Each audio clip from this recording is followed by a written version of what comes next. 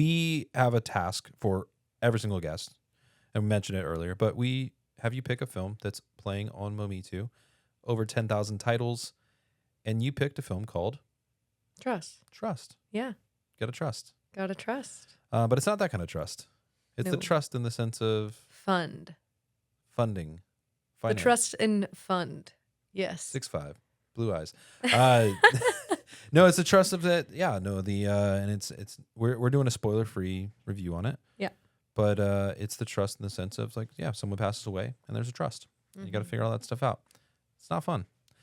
But this story was very well done. Yeah, it was. But like, why did you pick trust? I picked trust because, one, honestly, this is going to sound weird, but posters are a pretty huge thing, and they had a very enticing poster. Yes. So good job to them there. But also the story is pretty interesting. I'm very drawn to family-based stories. So yeah, those are two reasons. Yeah, great choices. The posters, artwork, all that stuff, banners, whatever, so important on a streaming service. And I harp on that whenever I talk to filmmakers, like they talk about wanting to get on Momitu or whatever, or like I try to help them get distribution, whatever it may be. I always talk to that and say, hey, you got to look at your poster, you got to look at your banner. And they're all the artwork you submit. Well, press kits are important for like selling your film, right? But and like festival submissions. But like, yeah, for sure. But like when you have a distributor like representing you, for sure, and you're going to get onto a streaming service, like the distributor is typically not going to revamp your artwork. Like some do, but most don't. They just take what you give them, and they're going to represent you the best way they can. So for a filmmaker, I always say like, hey, look at your artwork, look at your poster, banner, look at your trailer even, because sometimes like your poster is really good, but then your trailer is like, meh. And it's like, and sometimes it's the other way around. Sometimes your trailer is just boss, and then like your poster is just, And so like you have to have the two to really go well together. Some people don't like trailers. Like some people don't, like they'll watch movies without watching a trailer. And then that turns into the other thing you need to have is really cool metadata, right? So like for yourself, you read the metadata and saw that like it's about family. Yeah, you're the like, log line. This is cool, right? So it hit 2 points of the 3. I don't know if did you watch the trailer before you watched the feature? I did not actually, but I will say I did also do a little stalking, and like they had a pretty specific festival circuit, which was also really fascinating to me. So yeah. Yeah, no, it's an incredible film, and shout out to a friend of ours who was on this podcast, who is the filmmaker behind Trust, Jen Levinson. So shout out to you. Jen, good friend, and go check out her episode too. If you haven't watched that episode, got to go check out her podcast episode on here. So first take on Trust. I think they did a phenomenal job of immediately establishing the world that the film exists in and establishing really specific characters. Yeah. That first 5 minutes is like so impactful to understand the lead. Immediate call to action. Like it happened so fast that your viewer is immediately locked in. Yeah. But even understanding her character, like, of course, you understand that like she's ignoring phone calls. She's so set and like she's, I don't know what school she was at. They never said, but like, imagine but she's focused. Like, she's preparing for something big. I could see you being her in a sense of like, I'm laser focused on the presentation I'm going to give. I have been locked in, dialed, whatever, to the point where literally she forgets to change her clothes. And so like it's and then your world stops. And then in like one moment. Yeah. I mean, it really locks you in. You're like, okay, I'm sold. It's almost like nowadays with content, like you have to grab someone within the first 5 to 7 seconds on like social media. And if you don't, they're scrolling away to the next thing. This is something where within a movie, you have to get someone locked in within the first 15 minutes. If not, they're out and they're going to go to the next one. They're like, I don't want to invest 90 minutes of my life on this slow burn or whatever. Right. Yeah. So they did an incredible job writing in that beginning to really get you engaged right away. Agreed. You mentioned about character performance, like obviously with her in the beginning, but what were your thoughts on the character performance? Oh, yeah. The characters were great. I think that you can immediately identify each character specifically, especially between the siblings and the relationships between the parent that's alive, that doesn't die in the film, Yes. those relationships were really, really well established. You know who all three of them are and their unique identities. It's not like the children parent, it's like each individual person and the parent as well. And you could tell, like, besides like the older sister being blonde, which is, I'm not sure if they're implying probably dyed hair or whatever. I don't know. But either way, they all have unique characteristics where they're also siblings. Totally, totally. But I think particularly it comes down to motivation, and you knew each character's motivation pretty much the second that they were introduced. Very true. I really enjoyed Jen's character. So Jen Levinson wrote it, produced it, but also starred in it. And she talks a little bit about that, and she shared with us on our podcast, is like she was tired of waiting for a story to be, for her to get casted in a story that would really resonate with her. So she's like, I'm just going to go make my own movie now. And be in it. And be a boss lady, just like That's you. so cool. So it's just like, I'm going to go and do it, and I'm not going to wait for someone else to do it for me. Like, I'm going to write my own story and make it happen. And so her character was so well written because it's also based on a lot of like personal kind of, real like lived moments in her life. Not all of them, but like, I mean, she did a very, very good job of writing her own character, but at the same, I really enjoyed the older brother. Yeah, of course. He phenomenal job acting. And I really like that his character was so data driven, for lack of better words. Okay. Like he was the type of person where it's like I'm thinking in the best interest of, he wasn't necessarily the emotional character of it all. He was the analytical one. So that was like a really stark contrast to Jen's character. And he is an accountant. Yeah, of course, so but that helps. But even in day-to-day life, of like in a decision-making manner, it was so specific where you could tell where each person fit entirely. So I only say that because my father-in-law is an accountant. Okay. And so it's very similar. And he's in the sense analytical. Of like, very right? analytical, very like, I want to know what's going on. Some things he'll fly by the seat of his pants for, but like most of the time it's like, hey, I want to know this, like there's a plan and like we're not wasting time. And like, it's just always very calculated, not calculated, but just planned out. So I could totally see like my father-in-law is like a younger version of him in this character too. Because just accountants are kind of like that. Like it's just, they have a certain personality and they have to be, because they have to be on top of numbers constantly. Yeah. So they're always planning for like what calculated risks, especially auditors, like within the accounting world. They're always calculating risks for companies. And actually, my father-in-law is an auditor. So very good. Shout out to you, Brynne. Love my father-in-law. He's awesome. Couldn't have asked for a better one. So, and I know he listens to this, so I'm not buttering you up, I promise. As far as the writing goes for this story, how was that for you? Oh, I think the pacing was great. Yes. I think that it was perfectly paced, and that's like something that I really look out for in writing. Like I haven't obviously seen the script, but I can tell that the direction was just so specific, and then how that compares to the dialogue and the pacing of that was phenomenal. I really, really liked that. I really enjoyed the comedic bits too, though. Like, so we know the mother passed away. That's not a spoiler.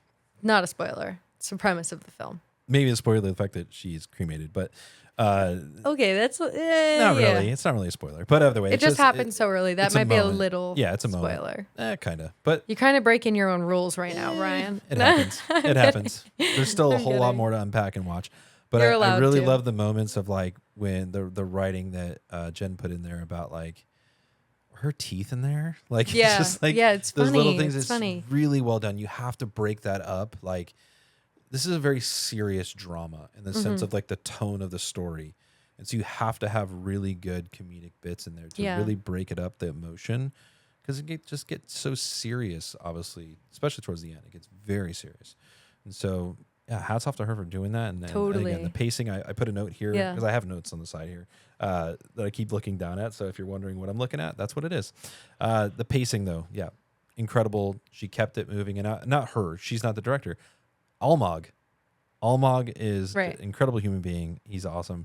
But Almog was able to keep that pacing up for the writing. I think that's something that needs to be kept where directors can sometimes do their own thing is when they get on set.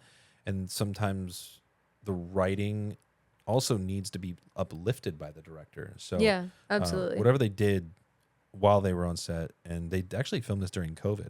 Oh, wow. Kind of a crazy story. That's so interesting. People had to mask up. They had SAG reps that were there and making sure that people were like safety protocols and swabbed and all that stuff. It was gnarly, like what Jen's story is about this film. Yeah. But to do all that in such a crazy time too is totally very well done to them. Who would enjoy this film? That's a good question. Well, I mean, it did really well on the Jewish festival circuit, which I think is really cool.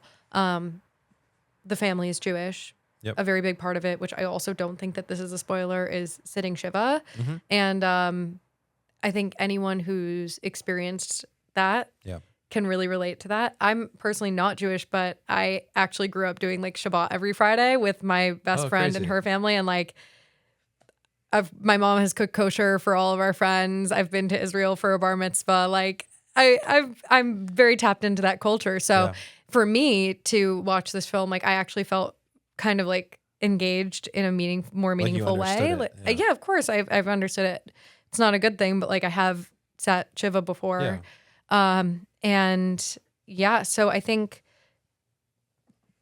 Jewish families would love this film, but more than that, anyone who has a interesting family dynamic with betrayal. I won't say anything more than that, but great someone who's experienced betrayal from a family member would resonate with this film. For sure.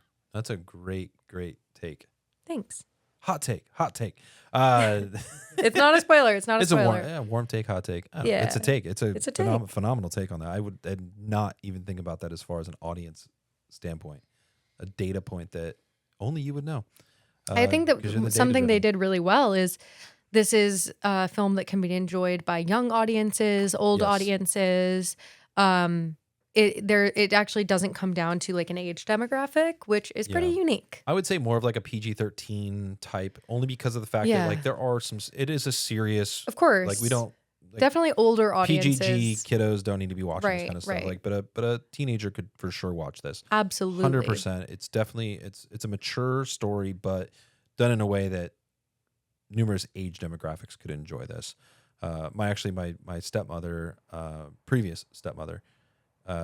Jewish, and so we sat Shiva for her as well. So I got to I'm not Jewish, but I got to kind of just be involved in sitting Shiva, and it is really cool to see the community come together, and it's not just the Jewish community. It's like people respect that religion, 100%, or just that faith, to where I'll come by and take part in this part of your culture.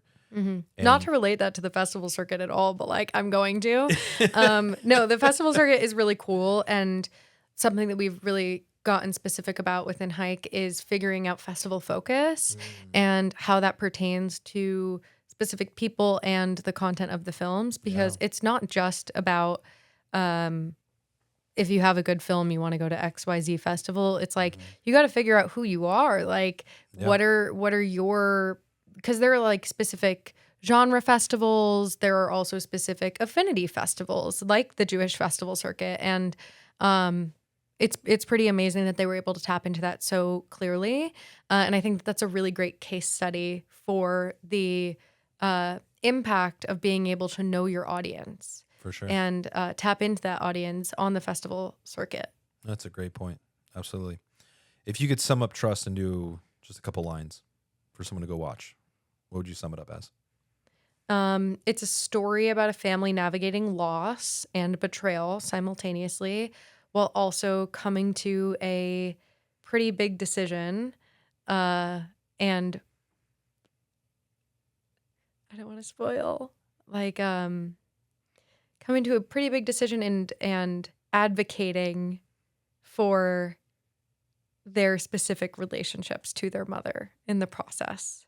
Great. No spoiler there? No spoiler there. Not at all. Okay. Not at I all. hope that makes sense. No, it's a fun watch. Yeah, it's a good watch. It's a very good watch. Like Jen mentioned in our podcast, like dramas are very hard to market because horror does so well right now. Comedy is always like, okay, I want to laugh, whatever. But like a drama can be tough sometimes. Right. And so I will say this is a drama. It is a serious tone, but like the writing, the comedic aspects of this, Just the characters itself, so worth a watch. So if you haven't yet and you're still listening to this podcast, make sure you go download Momitu and watch Trust. Make sure it's the Trust with Jen Levinson, who is the producer, but she's also the star of the film. So it was genuinely a really good watch, and I would 100%. recommend audiences to go watch it. 100%. Yeah, it's worth it, and yeah, it's playing for free. So go check it out on Momitu. I also want to say I'd be honest otherwise. So yeah, you can take my word for it. I'm taking it. Okay, taking a run with it. Thanks for spending your time with us today on the More For Me and You podcast. If you've made it to the end, we appreciate you. Now, go do us a quick favor. Please like, comment, and share this episode. And before you go, don't forget to subscribe so you never miss an episode with the incredible guests we have coming up. You can also follow us at Momi2 Podcast on Instagram and on TikTok.